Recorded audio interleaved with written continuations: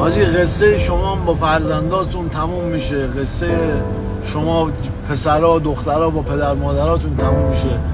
این داداش یه فصلیه. با این هم که پدر و پسرین، مادر و دخترین، داداش یه جا باید از این اتوبوس پیاده شی بری دنبال زندگی خودت. یعنی یه جا از خانوادت جدا میشی، ازدواج میکنی، میری، اونا پیر میشن، مسافرت میری، چی میگن، کوچ میکنی، میری یه کشور دیگه، نمیبینیشون که. میگیری چی میگم؟ تا زمانی که بغلشون هستی بهشون عشق بده، عشق بگیر. آجی پدر و مادر طلایی هستن که برادر با هیچ بازار جهانی قیمتشون بالا پایین نمیشه.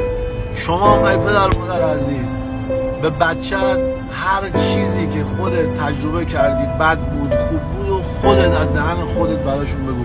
حتی خصوصی در این چیزی که شوهرت نمیدونه، حتی زنت نمیدونه، به بچت بگو.